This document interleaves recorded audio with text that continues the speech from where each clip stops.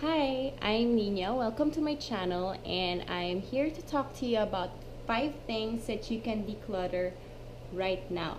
You can play it, then pause it, then do it, and then play it again. And then, if it's something that applies to you, you can pause it again and then do it yourself. Because I believe in the saying, "Do things when you're inspired." And so, yeah, I hope this video inspires you.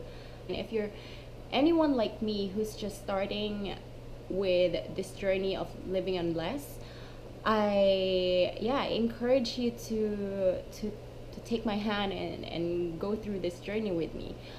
I'm in the process of reading Marie Kondo's book, The Life-Changing Magic of Tidying Up. And unlike what you mentioned in her book, wherein you have to go there, attack it at one time, at one big go, I'm still afraid. I mean, I'm a maximalist uh, before this, even like growing up, and it's just recently that I've gotten the momentum, like taking things like, I mean, slowly at my own pace. So yeah.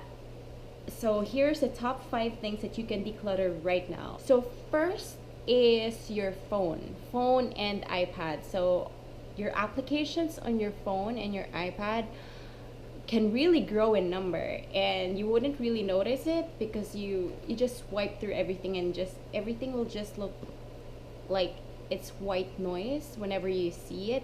But I'm sure you have applications in your phone that you downloaded before for a certain thing. For example, I remember when we were looking for a house, my husband and I, we downloaded like certain apps to help us find homes for sale in the area that we want to. So we downloaded maybe about 4 apps for that, was with different companies, and yeah, it's still lingering on my phone. And now that we're in our house, so I deleted them.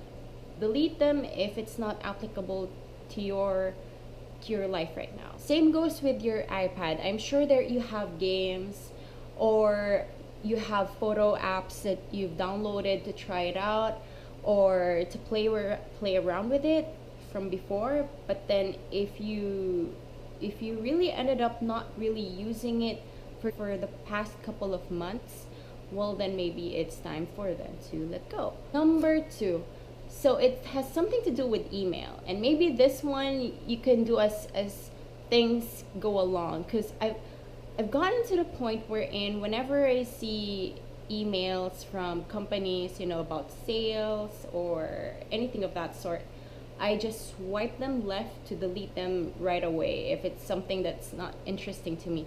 Like, I'll see from the title if I'll like it or not, but yeah, most of the time I'll just swipe left. So do yourself a favor of saving time and effort through when you're browsing through your phone, and just unsubscribe to those email newsletters.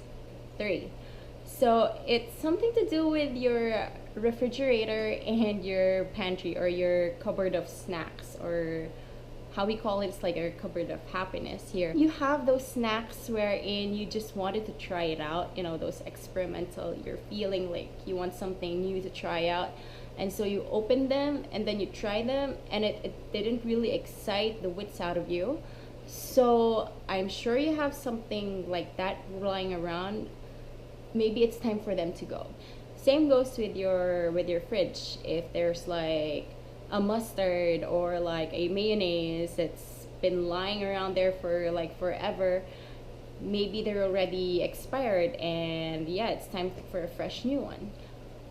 4th one is about makeup and toiletries and skincare and yeah, personal hygiene. I'm sure you have like those many samples whenever you buy something from Sephora. Like I did have a lot of those mini samples of mascara, because I always think to myself, what if I go to a party and I want to bring along a mascara, something small, something like travel size, something like that.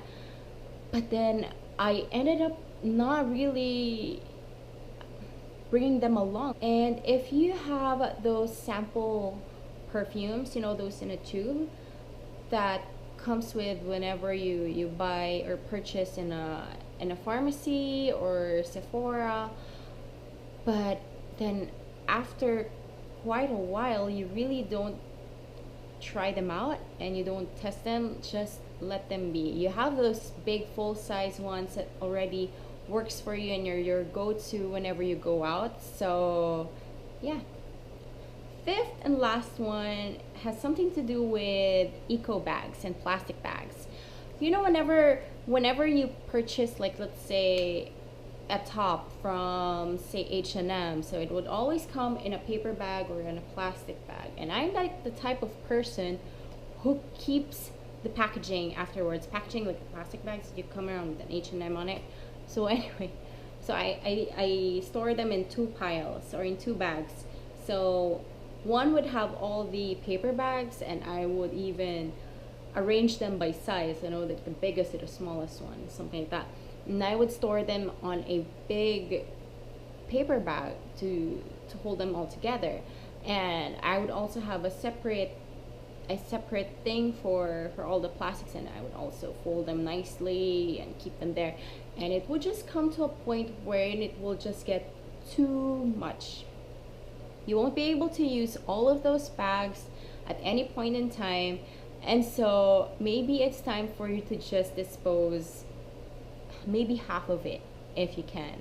To be honest, I've tossed like maybe 90% of it because I have a couple of eco bags right now that I use. So yeah, I hope you were inspired with my video, and I'll see you guys again soon. Bye.